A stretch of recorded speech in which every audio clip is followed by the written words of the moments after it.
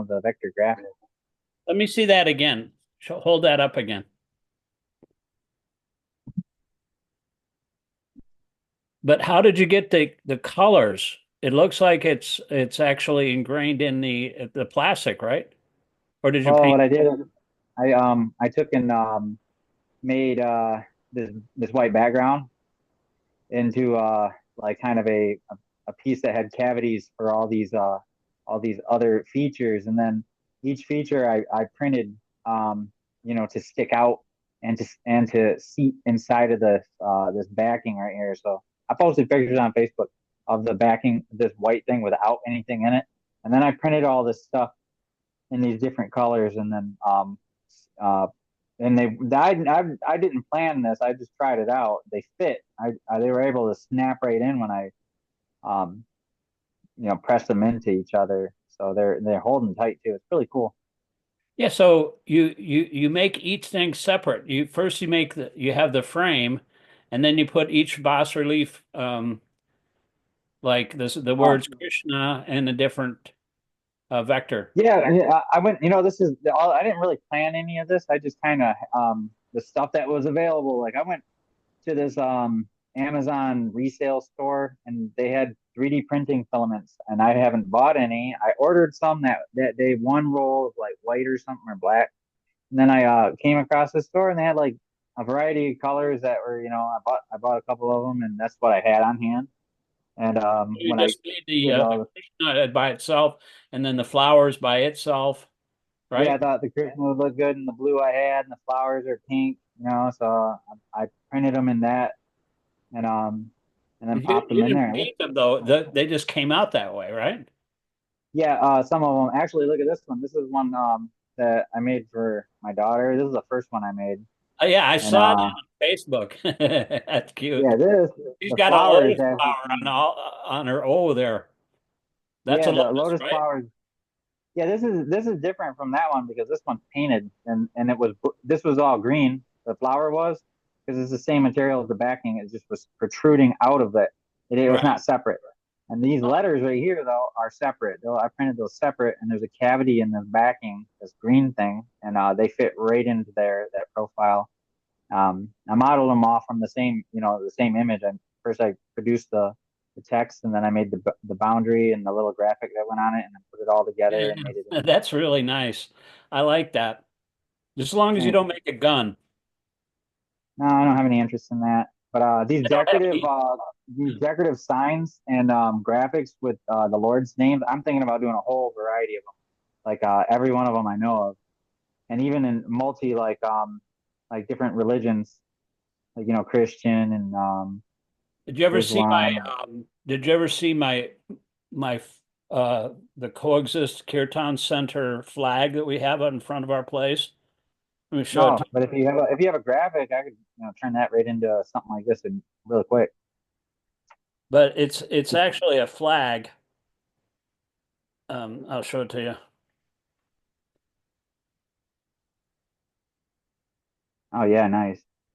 See, You got it's got all the different. See, that's why I named it. My spiritual master in the '90s, he used to have like interfaith conferences in New Vrindavan. Have you ever been to New Vrindavan? yeah, I've been there like twice. Yeah, I mean they had in the '90s they'd have like they'd invite different people like Rabbi Gelberman from New York City. He would come and he'd give a talk, and then they had like Sufi mystics. You ever heard of Sufism? Yeah, I before I got into the Hindu text, I was kind of scratching around at Sufi stuff, and mysticism, because it was it's kind of reaching around. That's why I kind of heard some listened to some of those stories, and then I came across yeah, Sufism sounds a lot like a blend in between Vedic knowledge and Islamic kind of Judeo-Christian The cool thing knowledge. about Sufism is that they have kirtan. Oh, I lost you. They did you hear that? Can you see me now? Yeah, I see you. Okay. The cool thing about Sufism is that they have kirtan. Can you hear me? Hmm? They Yeah. have kirtan, and they would come and do a kirtan. They call it zikr. You ever heard of that term? That's congregational chanting, just like that we do kirtan, Oh, just okay. like Vaishnavas do. Most religious traditions have some form of chanting the holy name. Like in the Buddhist faith, they chant Om Kyo Renge Kyo. But Mm. in the Sufi tradition, they do it congregationally, just like the Sankirtan movement of Lord Chaitanya. They went, Lord Chaitanya traveled around India. He went on a tour all the way to South India, and he converted everybody in the subcontinent just by his You know presence. what? You know what reminds me of the congregational glorification of the Lord? Uh, the Black Christian churches, Oh especially in yeah, my oh area. yeah. My Man, they're spiritual really like it's fun in there.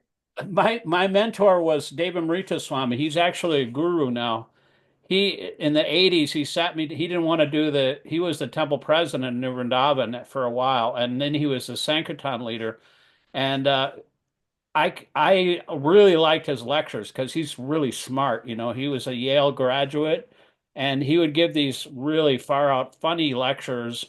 And he I wanted to make a book of his lectures, so I bought a an old computer, like a laptop, in the 1988. It was Hewlett Packard. It didn't even have a hard drive in it. It just had random access. It didn't even have a floppy drive. You know what a floppy drive is? You're pretty young. You don't know. Yeah, I used to use them like when in I high called up school. Packard and I asked him how much would it be to have a floppy drive and just put it into the serial port of this laptop. You know how much they wanted for that? It's like a Mm. little 3.25 inch floppy drive, 3.5 inch. They wanted $600 for an external floppy disk drive. And so, I didn't get it, obviously, but it didn't even have enough random memory to make a book, so, but I published a book. I didn't publish it, but I had a printer in Vermont who used to have a printing press in New Vrindavan. He moved to Vermont, real nice guy, but he printed like 12 copies for me to pass out to all the Sankirtan devotees. I used to drive Dave Marita Swami around, and we had this station wagon. We'd drive around to all the places where the Sankirtan devotees were doing, their pick, the Sankirtan, and he would blast his gospel music at top volume, like Nice. these black churches, like he was into it, because it was actually pretty enlivening. But I kind of got used to it. And but the thing is, I was like so absorbed. Sometimes I was like going really fast, and I almost missed the exit because you're driving for a long time and listen to this music, you kind of like get spaced out. So I had to really pay attention.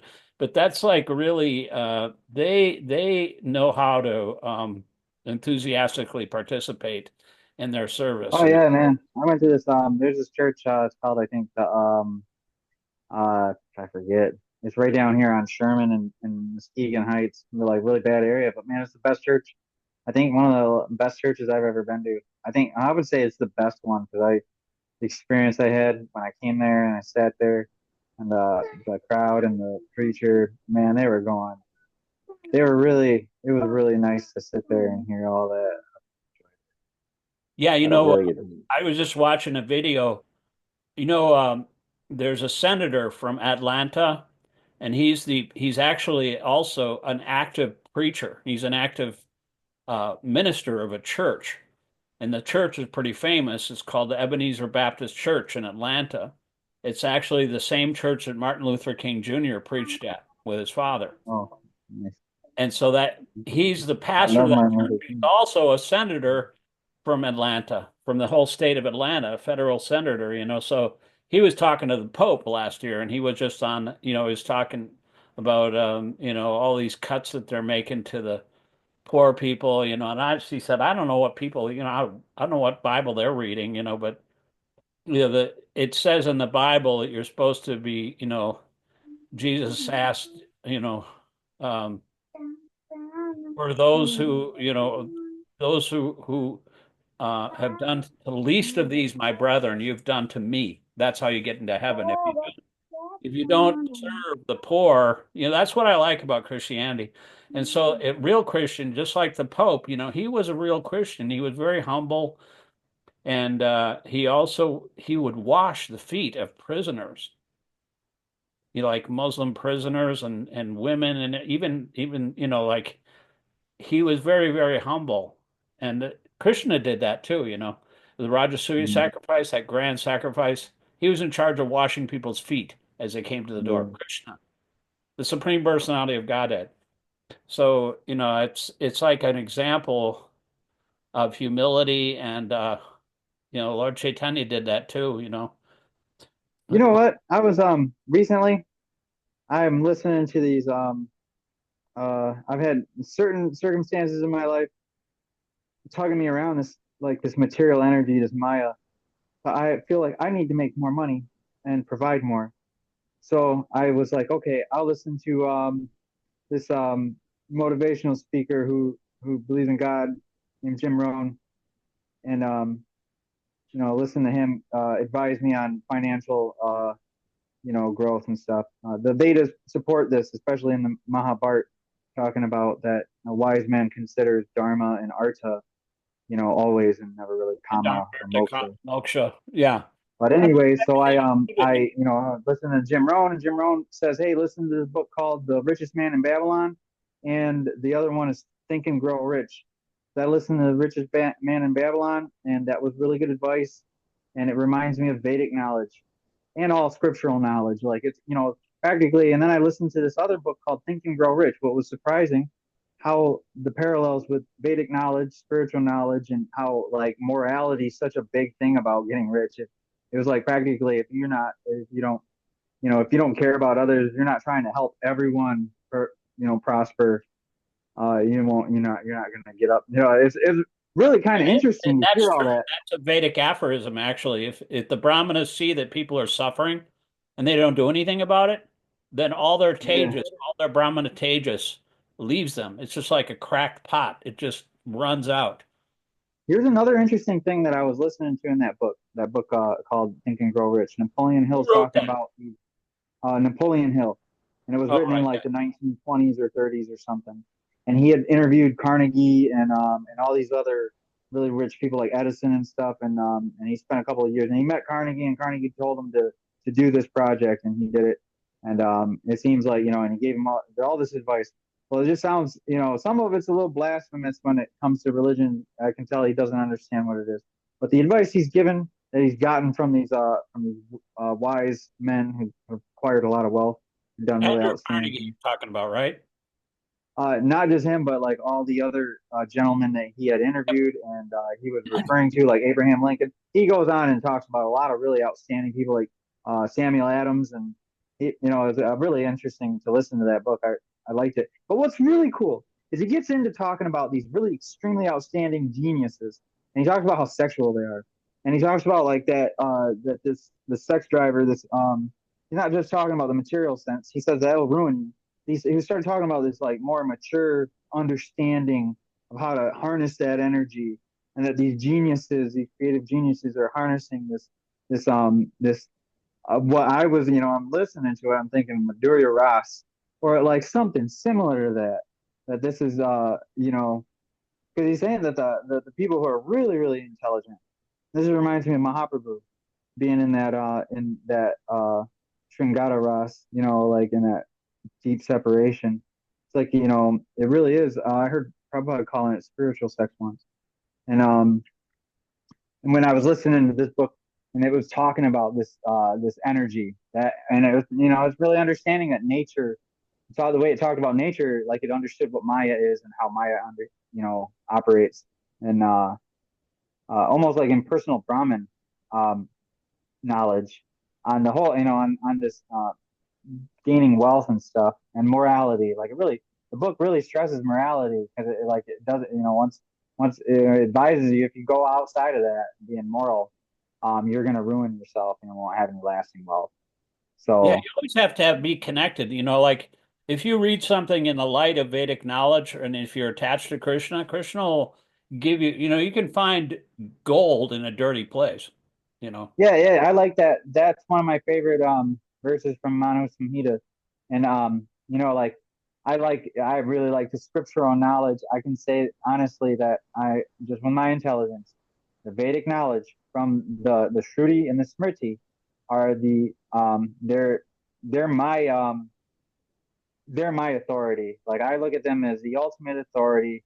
What's written in those scriptures, what I can understand with my intelligence and what I can understand. Those are the authority on all knowledge.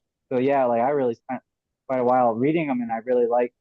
I believe it. That says anything that says anything that contradicts or criticizes or is not harmonious with the Vedic knowledge. I don't really, I don't really. It doesn't taste Yeah, good, so I yeah. don't even really. Lord So, but like, Chaitanya, speaking of Lord Chaitanya, people would write stuff for him, like poems and stuff, and present it. And he had like a kind of like a reader, proofreader, before anybody could even present anything to him.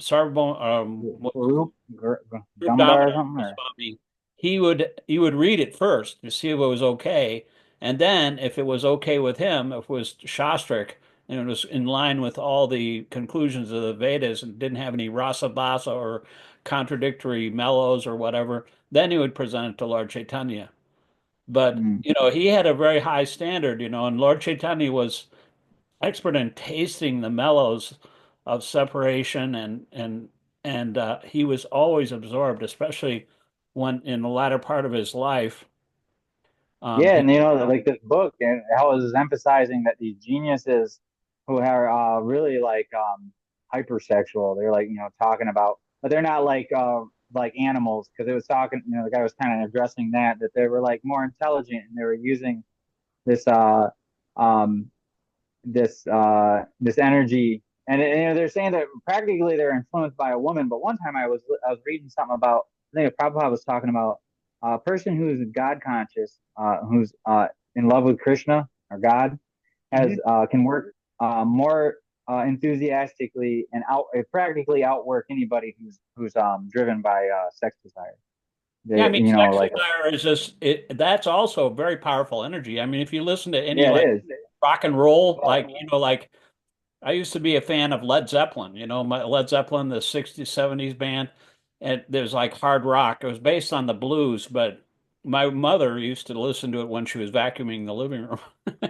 Led Zeppelin, but they have like hypersexual songs. And it was so intense, it was like whole lot of love, and that kind of song. And it really, you can use that energy, but it's actually the Vedas, especially the 10th canto, it talks about the rasa dance, with the gopis. mhm, It says at the end of the chapter of the rasa dance, it says if you can actually understand the pastimes and get absorbed in these pastimes of the beautiful young boys and young girls in Vrindavan, these young gopis and Krishna had these relationships, it will absolutely get rid of the disease called lust. mhm, Lust is kind of is my Dave Marita Swami, the guy that listened to the gospel music. He used to say that lust is love of God gone bad. It's like milk. Milk goes bad after a while, So if it turns mhm, bad, it turns into lust because that's selfish. The gopis didn't have any lust. They weren't trying to mhm, satisfy their own lusty desires. Krishna wasn't doing. I mean, you never see Krishna trying to satisfy his own desires. He's always like, I mean, you never see Krishna on the back of a barn, the cowherd shed, smoking a cigarette. He's always enjoying with his boyfriends and girlfriends, and he's always happy. And so that is the um, mhm. that is not selfish, though. I mean, the gopis didn't have any selfish desire. And so they were completely absorbed and they left everything. I mean, they left their mothers, their fathers, their children, they left their homes, they left everything. And these things are very difficult to give up. They left Dharma, their Mhm. the principles of religion, just to go and be with Krishna. But that's the highest. It's abominable in material life to go have a relationship with someone else if you're married. But in that pastime, it's the highest because Krishna is God, and he's above, he's transcendental to all, and to relish that rasa, that relationship of the prakriti, um, you know, what do you call that? Uh, the relationship between the you know the gopis, who some of them were married, some of them weren't, but that is the highest. So what's highest in the material world is lowest in the spiritual world, and vice versa. You talking about the Aparki of Ras or something? Parkia Ras, yeah. There's the relationship he had with his queens, and that was also very nice. But the gopis had that extra because it's like if you have a relationship with somebody else that's not your husband, you're always thinking of that person, and Krishna increased that awareness by leaving them. He left Vrindavan. And the only reason he left the rasa dance actually, and the gopis were complaining to him and said, "Why do you leave us? If you love us, why do you?" Mhm. Because Krishna said, "It's because I want to increase your desire." It's like a man. He gave the example of a man who just got a whole bunch of wealth and then he loses it. All he does, the only thing he can think about after that is where did all the money go? Where he's always searching for the money. So that's in the same way, Krishna does that on purpose. He leaves his devotees and he makes them in the because like as the old saying goes, absence makes the heart go fonder. You're always more intensely absorbed in Krishna in that kind of there's two things. There's Samboga and Vipralamba. You ever have a really deep heartbreak where someone didn't want to be with you and you're deeply in love with them and really, really hurt and like it was really deeply painful and like lasted forever. You could not, like constantly think. You ever deal with that? Because I think that's what we're going towards when we really want this prem and this stuff that Mahaprabhu's talking about. It's not. It doesn't sound so like it sounds. Like, I don't think people are really thinking about what we're really getting into and what we're really approaching and how intense it would be. I don't think it. It doesn't sound that good. Um, like with it being that like intense. I think because Mahaprabhu seemed like he was like really suffering, and I hear that stuff about like it being like hot candy or hot sugar cane or something, and Yeah, it's like really pleasurable because you're thinking of Krishna, but at the same time, it's really painful. I mean, Mahaprabhu, he would grind his face against the walls. He was Mhm. like locked in because they didn't want him to escape. He would like go out of and he escaped anyway. And then they would find him like in the Bay of Bengal or something, floating around.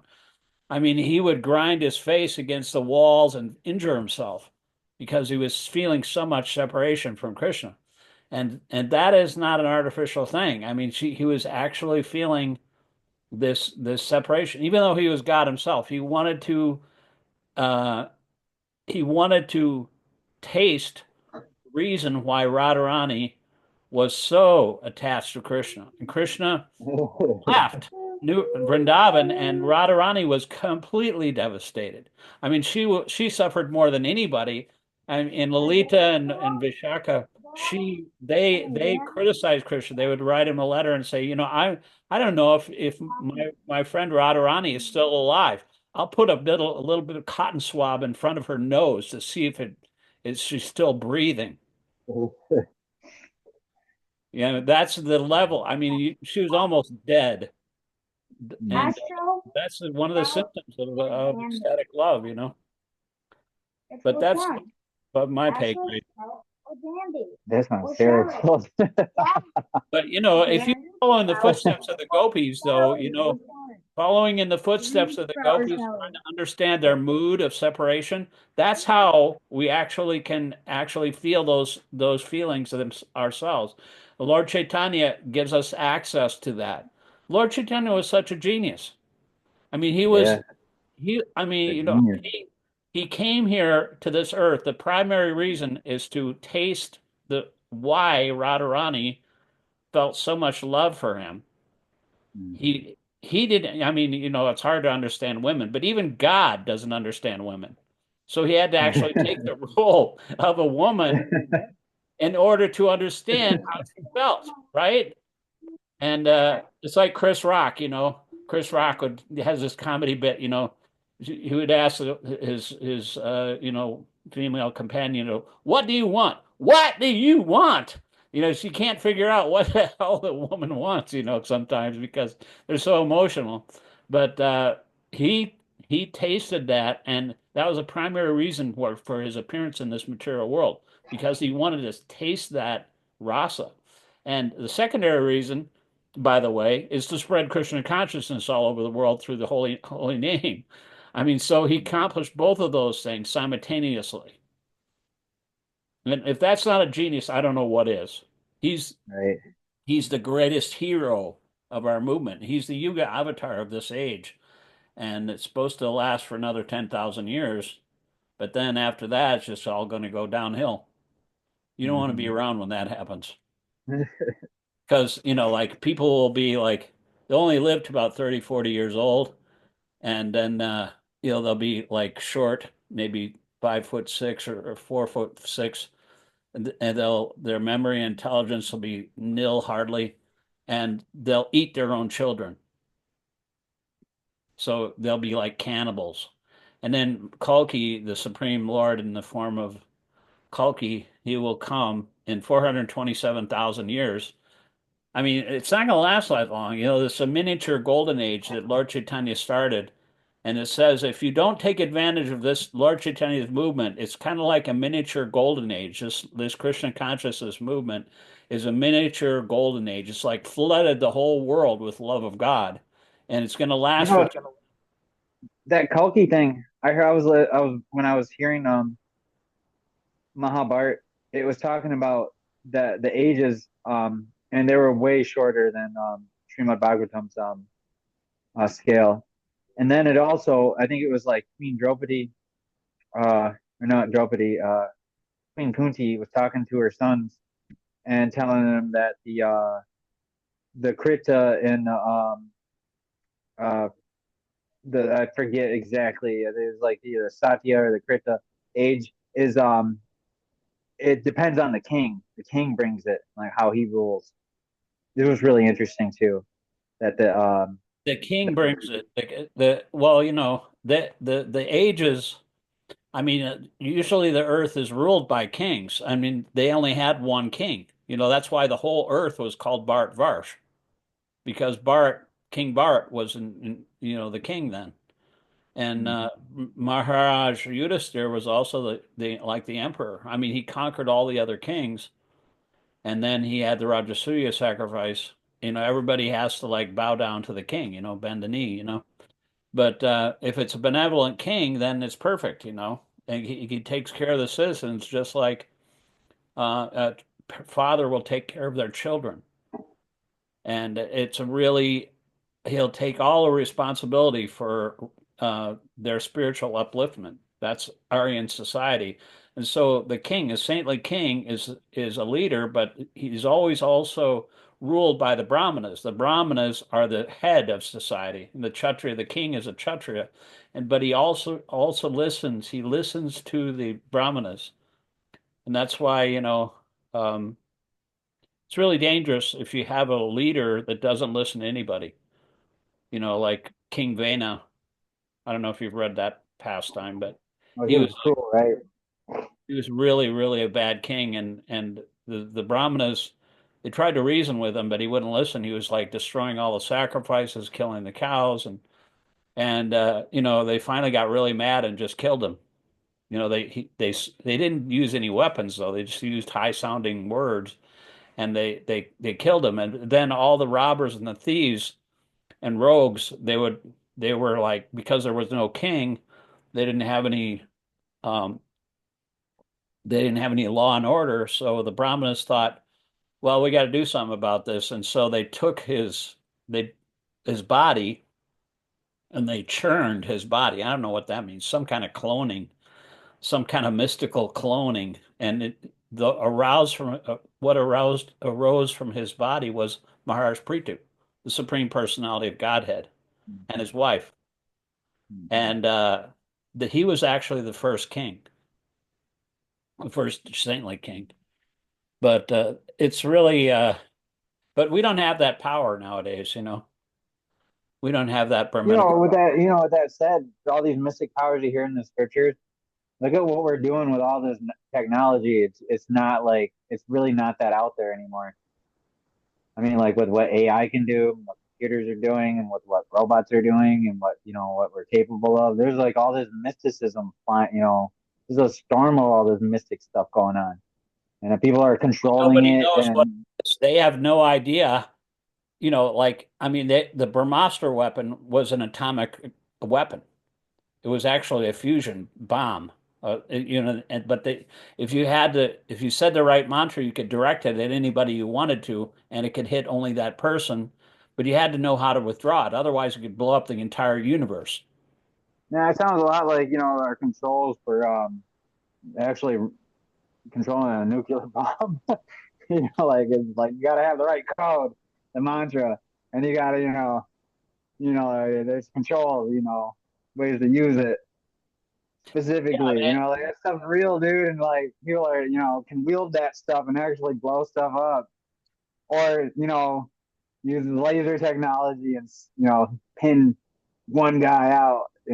This is we're dealing yeah, with that I mean, almost the same stuff, dude. the battles that they used to have back, you know, like Lord Shiva and Lord Krishna would be battling each other, and then in the Battle of Kurukshetra, and they were throwing nuclear weapons, and they'd have like yawning weapons, and you'd have a weapon that Yeah, was that's one of my a favorite pastimes, that yawning weapon. water weapon to counteract the fire weapon, and all these weapons that make Star Wars look like romper room.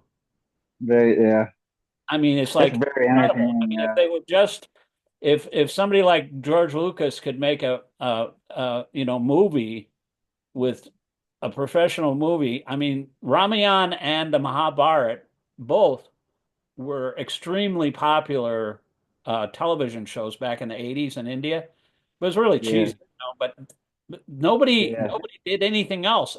When those shows were on in India, they didn't have like streaming services, you know. You had to watch that in person, and everybody was at home watching those shows. The streets were empty in India when those shows were on because everybody loved it so much, you know. Mm. You know, and Mahabharata and the Ramayan. Um,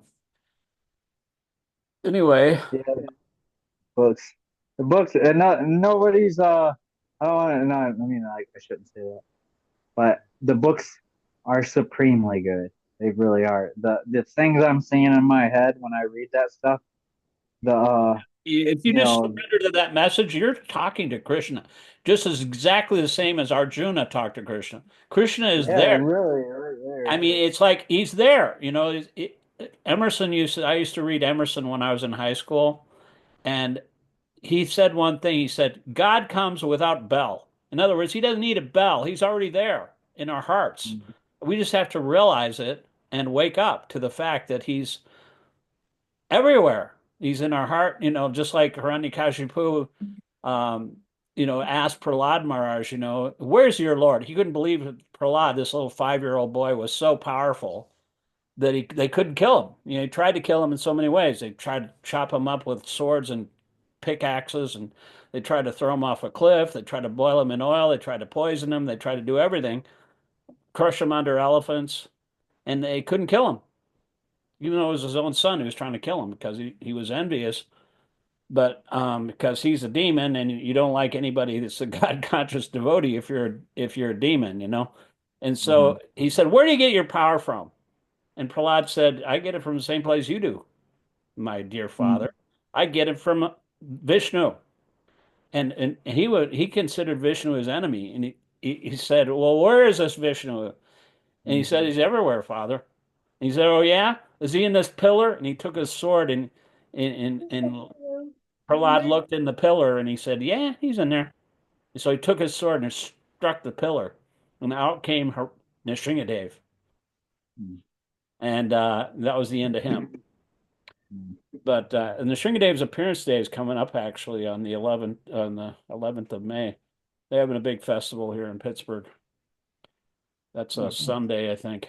I usually go take my deities to the Kirtan Center before we're having it at our house because I have my spiritual master's Nrsimha deity. Have you seen the one in New Vrindavan, right? That was made in the Yeah. 19 mid 80s. It's the biggest Nrsimha deity in the North American continent. It's like 9 feet tall, Oh, wow. and Yeah. it's made out of coal because New Vrindavan is like in a coal mining area, and so they mixed coal with resin. That's why he's black. And then they made Prahlad Maharaj who's standing by his side there. But I have one just like that on my altar. Let me show it to Interesting. you. He was on my spiritual master's altar back in the 80s. And he Oh, would this is my Nrsingadev. oh, nice. He's very fierce. I mean, he's pissed. Good. I have a nice Nrsinga too in my car, because he's the protector god and he protects all my riders. I drive for Uber. I turned 69 last year, and it happened to fall exactly on Nrsingadev's appearance day. And it was also a Nice. Thursday, which is when we have our kirtan. I usually have a program at my house on Nrsingadev's appearance day, but it happened to be on my birthday too, which would happen to be on a Thursday, which was actually the same day that they had a kirtan at our Pittsburgh Kirtan Center. And I thought, well, what am I going to do? It's like a conflict of schedule. And so I couldn't have it there. So my friend had suggested, why don't you bring the Sringadev over to the Kirtan Center? And so I did. And so, that's it was a nice program. They had a cake and they offered him flowers. Let me show you a picture of that, what happened last year. But I'm gonna try to do that again though. See see Nice. the cake, Yeah. and they put flowers on the Sringadev. But that is a really nice festival. The reason I got that deity, I was wondering where he was. And after my spiritual master left his body in 2011, I thought he's got to be somewhere. And so I was asking around on Facebook, where is this deity? Because he was so fierce. I was actually almost afraid of him because I'd look at him because my spiritual master had his house at a greenhouse in front of the temple room.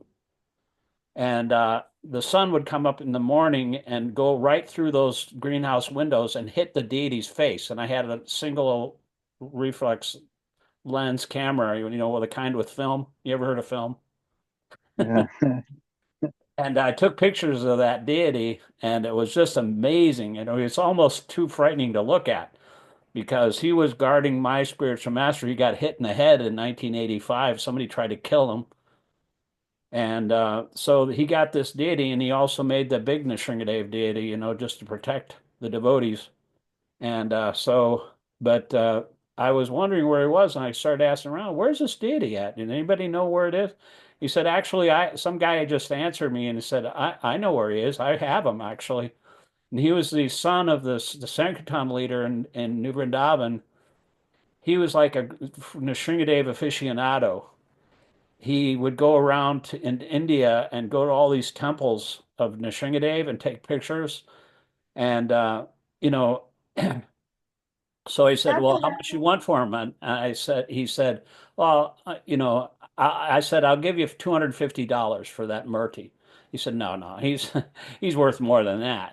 And he knows what he's talking about because he's like an expert. So I gave him $500 and he took that money and he bought a computer and he made a temple. He made a book called The Lost Temples of Nishinga. It's like a coffee table book. I have it now. And Nice. it's all in all the temples, actually, the lost temples of Nishinga. And so he sent me that deity, and I've had him ever since. And I wanted that deity because he had Prahlad. There's no Prahlad deities in India. Did you know that? No, I didn't. That is like a ISKCON thing. ISKCON started that. Prabhupada started that. And Prahlad Maharaj was always my favorite devotee because he is so Cool. compassionate. I mean, in the seventh canto, he gives those prayers to Lord Nrsimha. and he's always like worrying about the poor condition of souls, like the fools and rascals who are busy maintaining their families and societies and countries. And I don't want to go back to Godhead alone without all these poor fools and rascals. There's Mm, all kinds of munis and sages that go to the forest and meditate with vows of silence. And they don't go to the cities and talk to all these people. I'm not worried about my own advancement. Wherever I go, I can always think of you by glorifying you. But I'm concerned for these fools and rascals because they're involved in Maya Sukhaya. Maya Sukhaya means making huge plans for your family or yourself or your sense gratification and just forgetting about Krishna, and all the things that which you try means, to do to ameliorate these problems in the material world just create more problems. Maya Sukhaya Bharam Udva Tobimudhan. Mivamudhan means fool and rascal. And so Prahlad Maharaj is saying, uh, he wants to deliver. I don't want to go back to even Godhead, because I'm not worried about myself, but I'm just concerned for these people that are wasting their time, with all yeah, this. and he says, "Oh, sons of demons." That always gets my attention. Yeah, he said that he would talk to his classmates, and he would get in trouble for that too. I mean, his classmates were becoming indoctrinated, and his teachers, Sanda and Amarka, they were aware of that, and they were complaining to Hiranyakashipu, and Hiranyakashipu said, "Who's teaching you all this stuff?" Of course, he learned that in the womb when his mother, the demigods wanted to kill Prahlad Maharaj because he wasn't even born yet. And Narada Muni told the demigod, say, "Look, you couldn't kill him even if you wanted to. He's a devotee." And so Mm, when he was in the womb, he was in the his mother was in the shelter of his mm, ashram, Narada Muni's ashram, and he would talk to her and preach to her about Krishna consciousness. And she forgot everything because, she's a woman. She had like all kinds of other things going on. But Prahlad Maharaj, even though he was in the womb, he remembered everything Narada Muni said, and he became a devotee. And so even in the womb, you can get this knowledge. There's no material impediment. It's amazing. yeah. So anyway, we only got like about 15 minutes left here. You want to start? You just read a few paragraphs here, Sure. or do you want to just like call it a day? I mean, It's up to you. I I'm really enjoying like it. talking to you I'm though because enjoying listening to you. You knowledgeable. said about you said a lot of nice stuff. I like that was like hearing about Prahlad. It's an excellent thing to hear about, and the gopis. Love hearing about them. You're Yeah, just spewing that stuff out. You're just dumping out all this Krishna Katha. That's really nice to hear. yeah, I I haven't read been a lot, listening to you. and I just like store that in my brain, but I really haven't put it. I'm basically an impersonalist, and plus I'm a lazy bum. I mean, you have some, like some. I'm kind of semi-retired. My wife works like a dog, and so she wears the pants in the family. But I would like to read that book, Think and Grow Rich. I would like to sit on my ass and think and grow rich. But you have to do more than that in order to actually Well, make money. it advises you to work. It's really inspiring because it's so manly. It's just telling you to be like they're almost outlining the six opulences, but they're not really fully aware of what all aspects of it. He kind of touches on some of these things, and it brings you to this.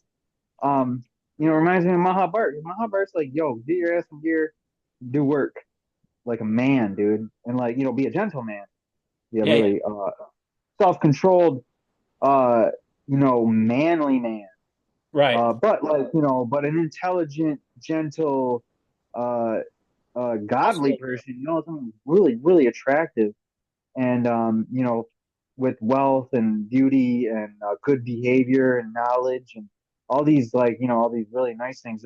These I'm seeing that these financial advisor kind of motivational get rich kind of things. These some of this literature that I'm hearing is pretty pious in a way. And it's really It's inspiring because based it's like, it's based on you know, Krishna wants us to work for, you just like Bhaktivinoda Thakur, Bhaktivinoda Thakur, he was a family man. He had like a lot of kids. And one of his yeah, I kids, love him. Bhakti Siddhanta Saraswati, Prabhupada's guru. And so he would say, like this house that I own, that I'm the master of, whatever, I don't consider it my house. I'm just the dog that sits in front of the house and guards it. And these family members, they're not even my family members. They're servants of Krishna. And so he would always put the family and the his role as a father in the background, and Krishna was actually the head of the house. And so if you're Mm. working for Krishna, you can have unlimited. You can be unlimitedly selfless in your. There's two types of devotees. There's a grihasta and then there's a grihameti. Grihasta is centering his family life around Krishna, and you can do whatever you can, for Krishna, and then be unlimitedly enthusiastic as long as it's as you're dovetailing your finances and giving some money to the brahmanas.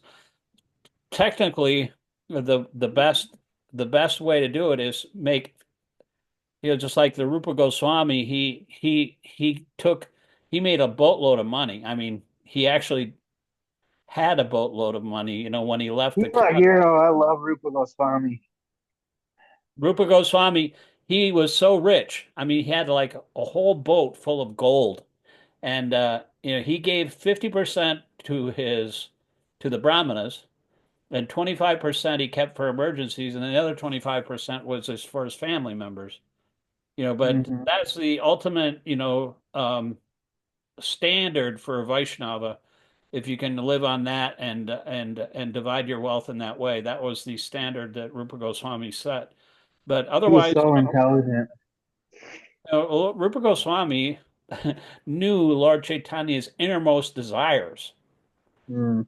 I mean, when Lord Chaitanya used to visit him every day, and one time he had like a little hut on the bank of the on the shore of the Bay of Bengal, a little thatched roof hut, and he was out swimming when Lord Chaitanya came one day, but he'd written a little verse on a palm leaf, and he had it stuck in the thatched roof of his hut, and Lord Chaitanya read this, and it completely captured exactly what Lord Chaitanya was thinking.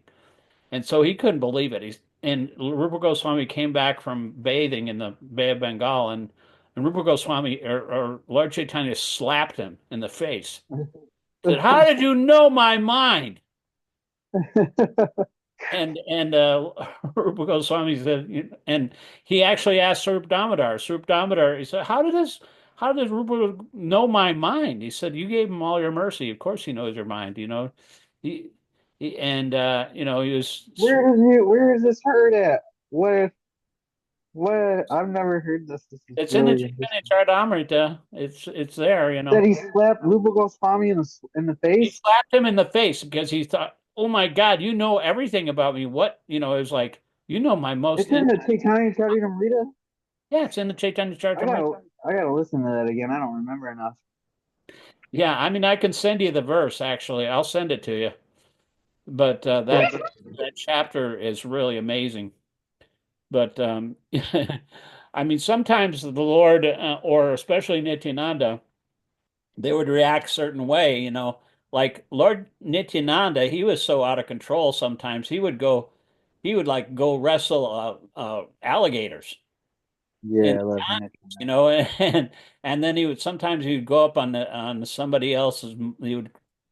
He was an avaduta. Avaduta means he was like just acting like a crazy person half the time. He would go on his mother's lap and start sucking her breast, even though he was a grown man. And it was like all this stuff that he would do. And then one time, Lord Nityananda was, Srivasa's wife. I think he didn't he drink the breast milk of Srivasa's wife. yeah, it was Srivasa's wife. That's right. That's right. And but He Srivas did was crazy like in stuff. charge of Srivas was in charge of bringing all the devotees from to Jagannath Puri every year for the Rath Yatra festival. And Srivas, one time he was like, Nityananda was really pissed because he wasn't getting enough food. He was really hungry. He said, "You're useless," and Yeah, he threatened to kill his kids or something. he kicked him in the chest, and he Or said, kicked "May him in all the your chest. children die." Yeah. And his wife was freaking out. Lord Chaitanya or Lord Nityananda just cursed my babies to die. And Srivas was trying to like calm her down, I said, "Don't worry about it, Lord." That's in the Chaitanya Charitamrita too. But that's I like know. those are pastimes are amazing. Lord Nityananda is none other than Balaram himself. And also not only Balaram, he is also uh Ananta Shesh, the big snake that's holding Um, all the planets on his head, on his heads. He's got thousands of heads, and each universe feels just like a mustard seed to him. It's like he's so huge, and all the universes rest on his heads. And he's also Ram and Lakshman and Krishna and Balaram, both the Lord Chaitanya and Lord Nityananda. And there's another book. Have you ever read the Chaitanya Bhagavat? yeah, I've that one I've heard it more times than I heard Chaitanya Charitamrita. I think I've listened to it like 4 times. I read Oh the yeah, whole thing with the Lord purport. Vrindavan Das I, Thakur. Vrindavan Das Thakur was a disciple of Lord Nityananda. yeah, that's one of my favorite books actually. I I know it own is mine too. You get really an idea of like what people looked like back then. I mean, the descriptions are so clear. I mean, you know what these devotees look like, what their character is. It's really a sweet book. I mean, it's mostly yeah, child, there's a but whatever I he love did, the Mahaprakash pastimes. That's one of my favorites. There's so many pastimes in there that are really excellent. And that's one of the it's best one of books my I ever favorite heard. books. Actually, I read the part in the beginning of the first chapter where Vrindavan Das Thakur is like really talking about Lord Nityananda because that's his guru, and Yeah. he talks about how he talks Mhm. glorifies him and says that anybody that doesn't believe that he's Balaram and that Balaram had a rasa dance with the gopis, it was a different place and different gopis, but anybody that doesn't believe that is like an offender, and he just like doesn't pull any punches. Those you're going to go to hell forever if you don't actually Yeah. understand the the manifestation of Lord Nityananda as Balaram himself and as Lord Chaitanya and as I mean Ananta Shesh and Lakshman, Ram's brother. Mm. They were all I love three. all that. There's so many avatars, but they're all tied to Ramayana, Krishna, and Chaitanya. Yeah, yeah. Chaitanya it's the same pastimes and they're the same personalities, but they have different manifestations. Lord Chaitanya, he's very rare. I mean, he came here like 500 years ago, and Lord Krishna, he only comes like once every kalpa, which is like every 4,300,000,000 years. He shows up in this Manvantar in the particular Vivaswata Manu, and he does his pastimes, just like a spider weaves its web and then it rolls it up and goes back to some other universe. And he has his pastimes, and he comes here once in a day of Brahma, which is a really long time, 4,300,000,000 years. And then he'll display his pastimes and he'll go back to some other universe. And always Krishna's pastimes are happening somewhere in the universe. And then, but then he has his own abode too. But he really that's a really amazing section where he's glorifying Lord Nityananda. I have that audiobook. The whole book is a glorification of Nityananda. I love it, Yeah, and it's so cool because I'm gonna you're send you intimately a little. connected. You'll be amazed. You'll be amazed at Lord Nityananda's glories. If you hear just this one little section, I usually post this every Lord Nityananda's appearance day. I post this on my Facebook page. It's just like a short section of Vrindavan Das Thakur talking about the glories of Lord Nityananda, and it's just stupendous. You can't even believe that The you Nityananda, know, if you Vrindavan Das's mom is Malini or Malini, yeah, and she ate the remnants of Mahaprabhu, right. and so that was it. And then he's also a disciple of Nityananda, man. Like, and it's a like you get to associate with him by hearing that book. Yeah. It's really sweet. Yeah, that's Like you're hanging out with I love Nityananda, the really. Chaitanya Bhagavat. It's one of my favorite books. But you know, whatever he didn't put in there, Krishnadas Kaviraj, he wrote the Chaitanya Charitamrita, which is much more extensive. But you know, pretty much Vrindavan Das Thakur had all the sweetest pastimes of Lord Chaitanya as a youth and his you know, teaching career and whatever. But Yeah, the descriptions in the Chaitanya Bhagavat, all the crying, all the howling, and they're like yeah, they're just like partying, wooing, screaming, like just bellowing. You know, they're just doing crazy stuff, acting wild, dancing crazy, freaking out, and like Thakur's really house, you mean? sobbing. When they're doing Huh? kirtan, when they're doing kirtan, Well, they act. the whole Chaitanya Bhagavat is full of like Advaita, like I forget how he word it, but he's like out there like woo, just yelling, like just with their chest, and then they're you know just doing wild stuff. It's like the craziest party. And then even Mahaprabhu, what I like about him is that he cries so pitifully that it breaks everyone's heart and makes stone and wood melt. Yeah, And yeah. he's so Yeah, Lord powerful. Chaitanya was so incredibly persuasive, and it was basically because of his humility. He was so humble that he went to visit Parikashananda Saraswati, you know that pastime, and he didn't even go in and meet him. He wanted to meet him, but he said he sat in the place where they wash the feet, and but he was like emitting an effulgence, you know, and everybody, all the Mayavadis think everybody's God, you know. So they saw this personality. It was like obviously an advanced person who was sitting in the boot room, like or where they wash their feet. And so he said, "What are you doing there? You should come in with us." Oh no, I'm not qualified. I can't be I'm not qualified to sit with you, all you great sannyasis, you know. And so he actually took him by the hand and led him in there, and then he started asking him questions, and he converted all those Mayavadis. Mm-hmm. I mean, it just because of his humility, you Mm-hmm. know, and that's the key, you know, if you're humble and you know, you just have that mood. That's why the third verse of my name, Krishnadas Kaviraj says it's the most important verse. You should wear it around your neck. You know, more humble than a blade of grass, more tolerant than a tree. You can cut down a tree, you can burn the wood, you can eat all the fruit. You can sit there in the middle of the blazing sun or the cold. It doesn't complain. And ready to offer all respects to others, but not expecting anything in return, without any respecting any respect. So that's the key to chanting Hare Krishna always. He says if you in that state of mind, you can chant the holy name always. So, but you have to be in that frame of mind. So that's the example that Lord Chaitanya gave. That's the most important verse. I actually used to wear that around my neck because I had a medallion that said Trinadapi Shishana. It's that verse, number 3, Humbler Than a Blade of Grass. My spiritual master wrote a really excellent book called Humbler Than a Blade of Grass. He draws from all different kinds of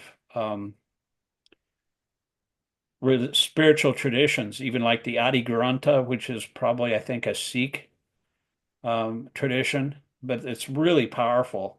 And it just talks about humility. The whole book has different references to humility. It's really one of the most important things that a devotee can maintain if you have that humility before Krishna. You know, I would be in front of Radha Vrindavan Chandra and New Vrindavan. I would think, you know, I'm so learned. I've read so much books. I've read 3 months of continuous audiobooks, you know, if you listen day and night. But then in front of Lord Chaitanya, in front of Lord Krishna and Radharani, and I'm just thinking, I don't know anything.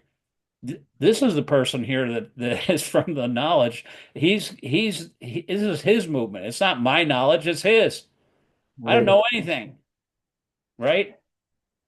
So We just have to always have that humble frame of mind, and then we can actually chant. Because if we don't, that's what Bhaktisiddhanta told. The first thing that he said, one of his disciples, he said, first thing you have to do is take everything you've learned, everything you know, everything you've read, everything you've experienced, put it all in a big bag and drop it into the ocean where it's deepest and start from scratch, start anew.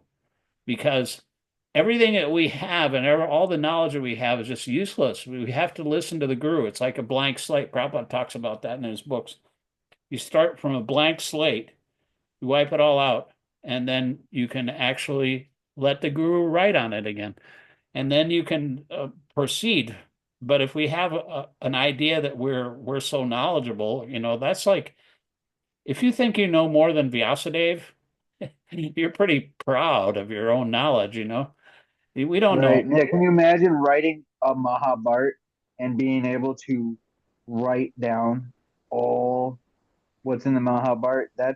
I don't know what kind of genius. Well, I he's can't God. imagine. Yeah, that's Vyasadeva is it. God himself. That's the highest.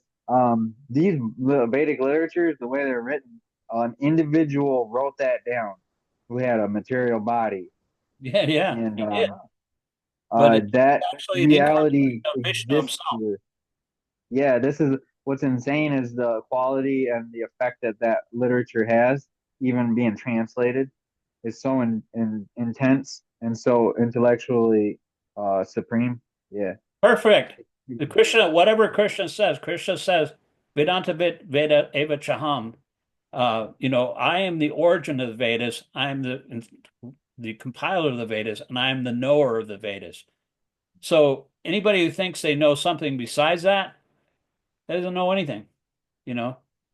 So we just have to listen to that source, and then we can go straight because it's the spiritual masters in our hearts, and so we read these books and we churn the instructions in our mind, and the spiritual master and the super soul within our heart. He's the spiritual master's on the outside, the super soul's on the inside.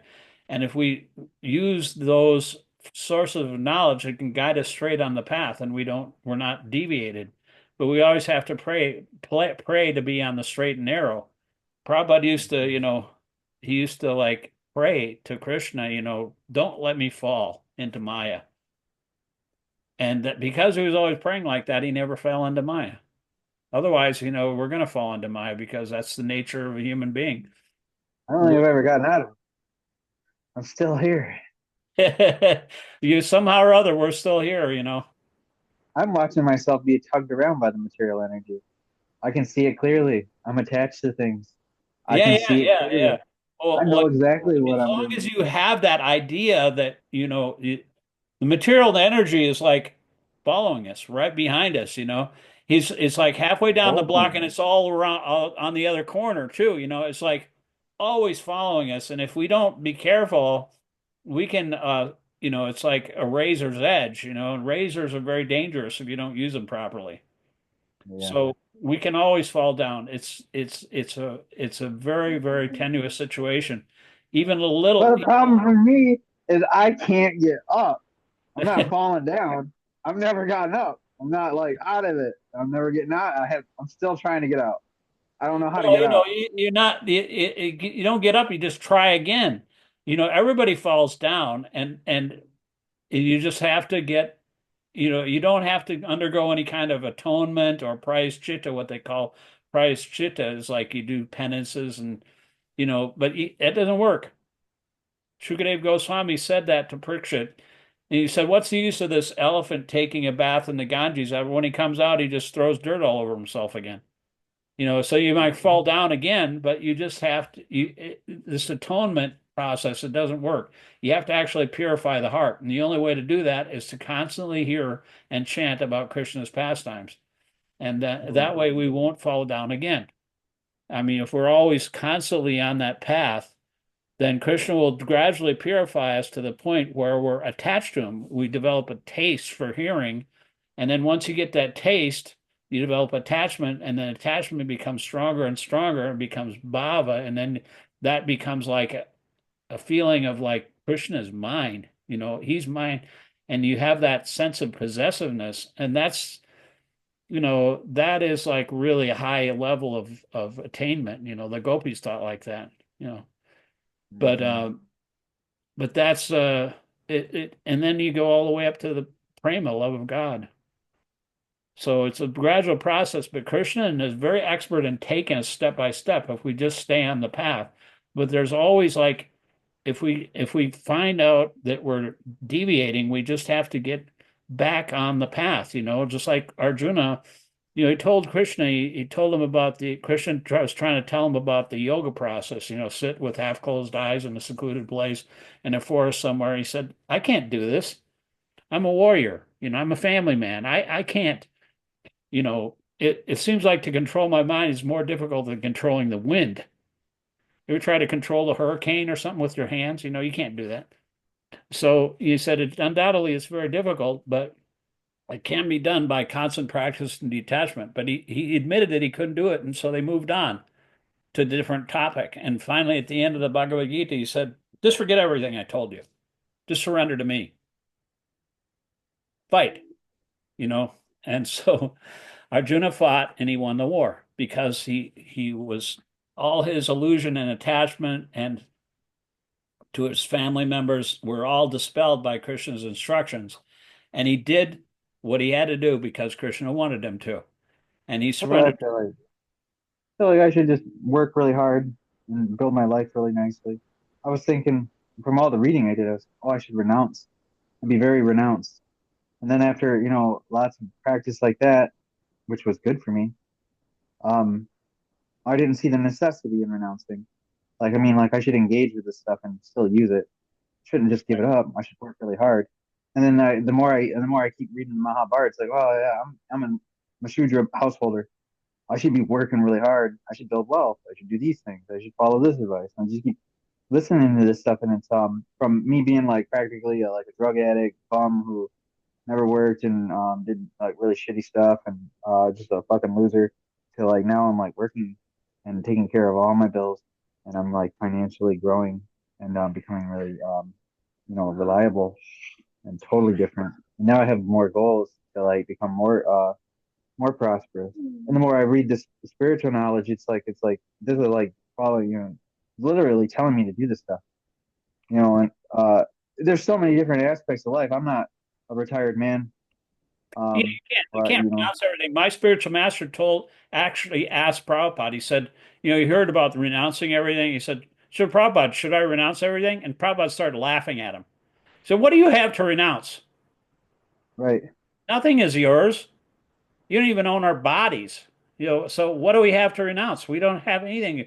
And Lord Chaitanya, like Sanatana Goswami, was like oozing with sores all over his body. He was like suffering from some kind of skin disease, and he wanted to kill himself. He wanted to commit suicide by jumping in front of the Rath Yatra cart. Lord Chaitanya found out about that. He said, "Your body isn't even yours. You can't do that. That's my body. I have so much stuff I want to do through you, so you can't kill yourself. It's not your property." Anyway, I got to go now, but my wife's calling me for dinner. But thank you very much. We didn't read anything, but that's all right. That was a Nobody really good else. time listening to It's you. two guys, Krishna Kata, Yeah, that was Basically, a good. it's what I like to do. I drive for Uber, I'm kind of semi-retired. Next week is my birthday, uh, on the 4th. May the 4th be with you, by the way. But Oh, your birthday's on the 4th of July? yeah, I was born on, no, 4th of May. Fourth of And May. Okay. May the 4th be with you, like a Star Wars thing. Oh, But May the 4th. I'm just an Uber driving septuagenarian. I'll be 70 years old on the 4th of May.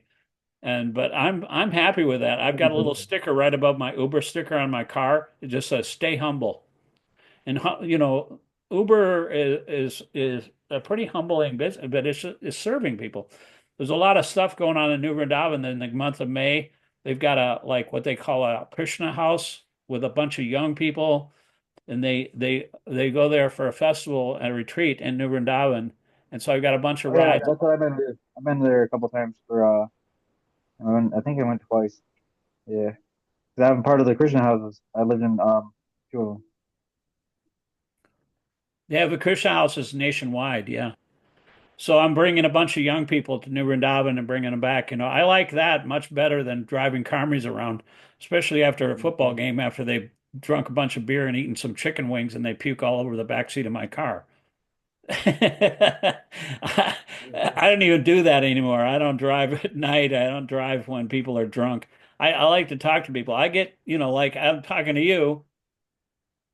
I get complaints from my Uber riders about how much I talk. But at least I'm trying to talk about stuff that's actually That would meaning. happen to me too. If I was doing Uber, I'd probably get a complaint at that Yeah. point. But anyway, thanks for joining. And that is a beautiful little machine you got there. You're going to Yeah, go, thanks. that's a You know, very I cool. was thinking about doing bigger signs. I've made that design. I was like, man, I should make one that's 4 feet wide. I can cut it out with a jigsaw and a scroll saw. I can make, I could take the time to like some inch thick, Yeah, MDF you or can make something. a big one and then put pieces together, right? Yeah, I could make it really nice. That would be really cool. I like the small ones because I can get the idea and like have an idea of what it looks like. And then maybe I'm going to make a big one pretty soon Bas when I relief is turn. actually very much of an Indian thing. In a lot of temples, and especially in Mayapur, they have bas reliefs, and which is like kind of like a 3D thing, except it's like out of stone. They Yeah. chisel it out of stone. You ever heard of Angkor Wat? It's in Um, Cambodia. It's a huge Vishnu temple. And um, it's like got a whole wall of this bas relief of Krishna's pastime where he's like churning the ocean of milk and all the demons are on one side of the snake and all the demigods are on the other side of the snake and they're churning the ocean to get the nectar. nice. That is like a huge wall in Cambodia. And it's all bas relief means it's kind of like your thing, it's like Yeah, it's sticking out, but it's sticking not fully a three-dimensional shape. But it has three-dimensional right, yeah. features on That's on a that's an profile. awesome machine. You'll be able to you should make like we have our Govinda's restaurant here in New Vrindavan. They Yeah, could use a sign like that, maybe like a 3, 4 foot sign in front of the door, that would be I'll make like them one. yeah. Anyway, Eventually, actually, the graphic stuff is what I'm really kind of focusing on. But yeah, I'll let you go. yeah, you can make some stuff for devotees, or use. I mean, you have a temple. Where's the nearest temple for you?